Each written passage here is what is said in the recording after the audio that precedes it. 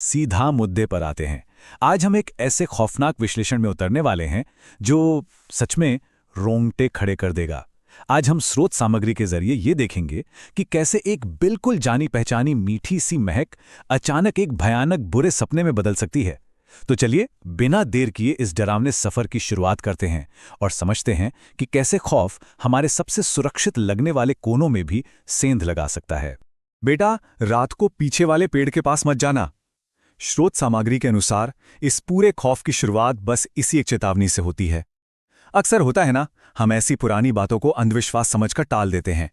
इस कहानी में भी बिल्कुल यही हुआ। पर आगे चलकर हम देखेंगे कि कैसे एक छोटी सी अनसुनी सलाह जिंदगी और मौत का फासला तय करने वाली है।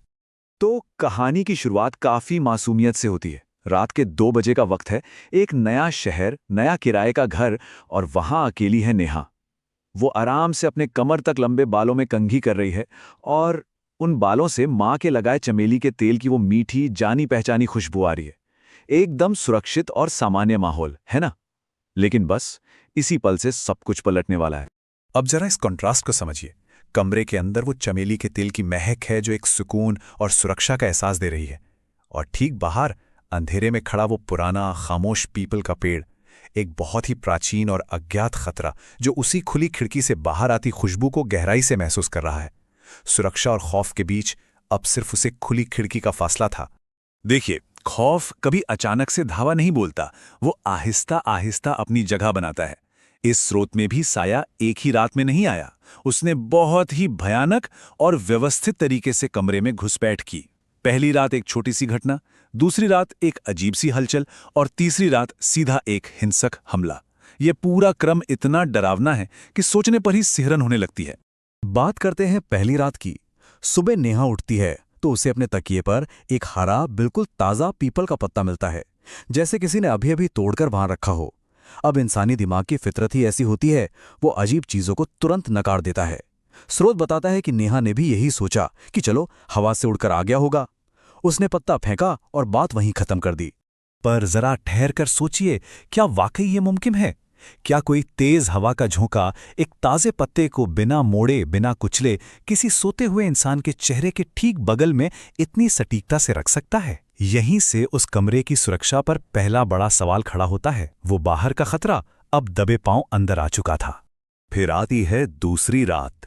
ठीक रात के 3 बजे नेहा की नींद अचानक टूट जाती है। कमरे में हवा का नामो निशान नहीं है, एकदम अजीब सी खामोशी है। लेकिन खिड़की का पर्दा धीरे धीरे हिल रहा है, और सबसे डरावनी बात, चमेली के तेल की वो महक कमरे में इतनी भारी हो गई थी मानो कोई उसके बालों के बिल्कुल करीब आकर बहुत गहराई से सांस ले रहा हो। दूसरी रात का ये हिस्सा तो किसी की भी रूह कपा दे। पहले वो बहुत भारी सी खुशबू, और फिर ऐसा महसूस होना कि कोई बहुत ही हल्के हाथों से बालों को सहला रहा है। जब हिम्मत जुटाकर पीछे मुड़कर देखा जाए तो वहां कोई नहीं, लेकिन बिखरे हुए बाल एक तरफ बड़ी सलीके से रखे हुए थे, जैसे किसी अनदेखे हाथों ने उन्हें अंधेरे में संवारा हो। ये वो पल है जब पूरी तरह एहसास हो जाता है कि उस बंद कमरे में कोई और भी मौजूद है। और फिर तीसरी रात, वो मीठी खुशबू अचानक एक भयानक बदबू में बदल जाती है।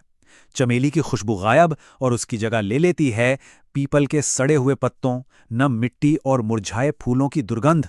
ये भयानक बदलाव साफ साफ बताता है कि वो अदृश्य साया अब अपना असली सड़ा गला और खौफनाक रूप दिखा रहा था। इसी दुर्गंध के बीच तीसरी रात अपने चरम पर पहुंचती है। अचानक खिड़की पर तेज खरोच की आवाजें आने लगती हैं, और फिर एक भयानक खिंचाव। कुछ था जो खिड़की के उस पार से नेहा के बालों को पूरी ताकत से खींच रहा था। ये अब कोई हल्का स्पर्श नहीं था, ये एक पूरी तरह से शारीरिक और हिंसक हमला था जो शिकार को अंधेरे कांच के उस पार घसीटने की कोशिश कर रहा था। अगली सुबह जब बात खुलती है तो पड़ोसन एक ऐसा रहस्य बताती है जो इस स्रोत सामग्री का सबसे डरावना हिस्सा है। वो पेड़ सिर्फ एक पेड़ नहीं था, उसमें एक साया है जो मीठी खुशबू का भूखा है, और वो खास तौर पर रात के अंधेरे में लंबे तेल लगे बालों की तरफ खिंचता है। और सबसे डरावना सच, उस घर की पिछली किराएदार का अंजाम भी बहुत भयानक हुआ था। उस पिछले किराएदार का अंजाम सुनकर तो किसी के भी पसीने छूट जाएं। वो लड़की एक रात खुले बालों में बाहर निकली, और सुबह वो वहां थी ही नहीं।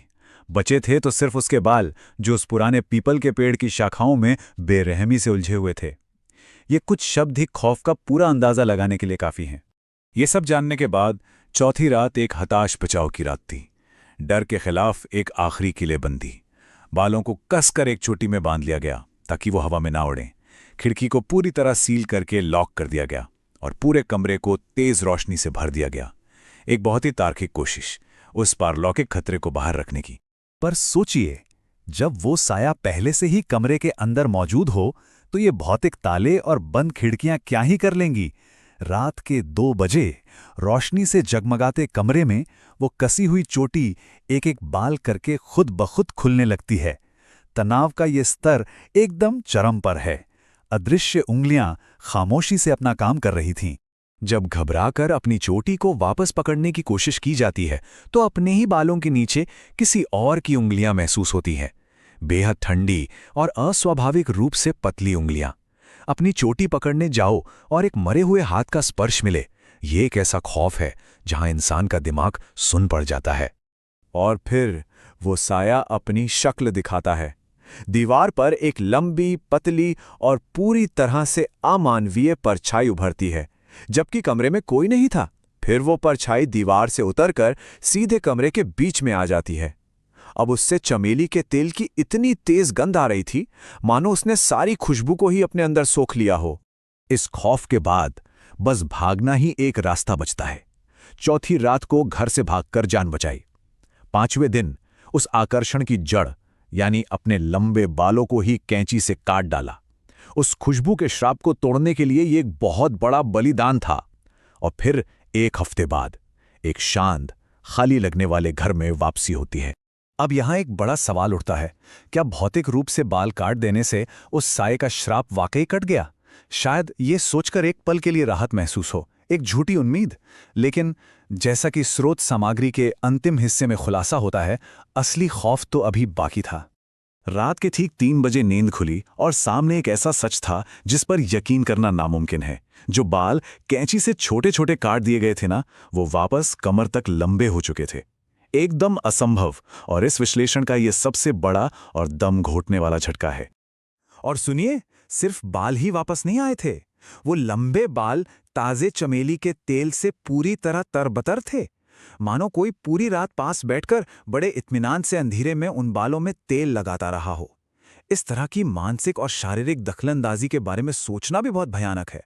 जब डर के मारे नजरें छत की तरफ उठती हैं तो स्रोत सामग्री हमें एक रोंगटे खड़े कर देने वाले दृश्य पर ले जाती है। छत पर एक चेहरा उल्टा लटका हुआ था। वो साया जो अब तक सिर्फ महसूस हो रहा था, जो महक रहा था, वो अब पूरी तरह से सामने था, बिल्कुल ऊपर। उस साये का रूप बहुत भयानक था। एक चेहरा जो एकदम पीला और अस्वाभाविक रूप से लंबा था। आंखों की जगह सिर्फ 2 अंधेरे गहरे गड्ढे। और उस चेहरे पर एक बहुत ही चौड़ी खौफनाक मुस्कान थी जो हवा में घुली उस चमेली की मीठी खुशबू को बहुत मजे से अपने अंदर खींच रही थी। अगली सुबह का नज़ारा एकदम सन कर देने वाला था। पड़ोसन दरवाज़ा खोलती है तो कमरा बिल्कुल खाली, खिड़की खुली हुई और बाहर उस पुराने पीपल के पेड़ की शाखाओं में लंबे काले घने बाल उलझे हुए हैं। ये उसी खौफनाक चक्र की एक भयानक वापसी थी जिसने पिछली किराएदार की जान ली थी। तो इस पूरे विश्लेषण के अंत में एक खौफनाक सवाल जहन में आता है। पुरानी लोक कथाएं और डरावने साये कभी मरते नहीं हैं, वो बस इंतजार करते हैं। आज रात जब उस पुराने पीपल की शाखाओं से हवा बहेगी तो क्या वो किसी नए अजनबी के लिए वो मीठी चमेली की खुशबू लेकर तैयार होगी? क्या सबसे परिचित महक ही सबसे गहरे अंधेरे को न्योता दे रही है? इस डरावने विश्लेषण में हमारे साथ जुड़ने के लिए शुक्रिया। और हाँ, हवा में तैरती किसी भी अनजान मीठी खुशबू को कभी हल्के में नहीं लेना चाहिए।